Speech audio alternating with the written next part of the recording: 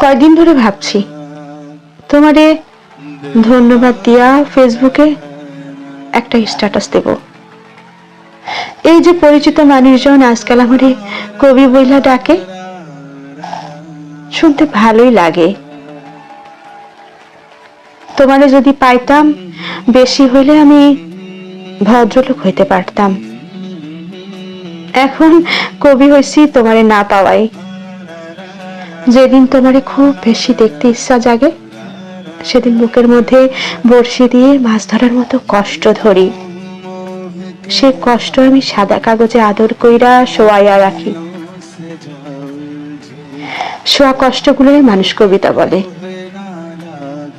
প্রায় রাত বিরাতে অঘুমে থাইকা ছাদে বইসা আকাশের দিকে তাকাইয়া একটার পর একটা সিগারেট পোড়াই, আর মাঝে মধ্যে তোমাগো পুরনো ভাড়া ঘরের জানালা দিয়ে চোখ পাইত্যা রাখি। আমি জানি এই বাড়িতে এখন তুমি থাকো না, তবু তাকাই, তাকাইয়া থাকি, তাকাইয়া থাকি। একসময় চোখের মধ্যে পানি চইলা আসে। সেই পানি বুক বইয়া যখন ছাদে পড়ে, সেই বুকে কবিতা শুরু হয়। কান্নার কবিতা, হাহাকারের কবিতা, একটা মানুষ না পাওয়ার কবিতা। তোমারে যদি পাইতাম, ঘর সংসার কইরা জীবন যাইতো। আটকা পড়তাম তোমার শাড়ির আঁচলে, আটকা পড়তাম তোমার চোখে, ঠোঁটে, বুকে, কালো তিল পরা চিকন কোমরে, আর ঘুমিয়ে পড়া শ্যামলা পায়ে। তোমারে না পাওয়াই কেউ আমারে আটকাইতে পারে নাই।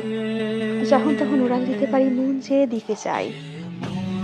তোমারে না পাওয়া আমার এক জীবনের পাওয়ার চেয়েও বেশি কিছু। এই তো কিছু কবিতা বের হয়। খরা, ফাটা, ভাঙা বুক থেকে মানুষ আজকাল পিছন থেকে ডেকে বলে, কবি, এই যে কবি শুনছেন, তোমারে ধন্যবাদ। আমারে ভদ্রলোক না বানাইয়া কবি বানাইছে।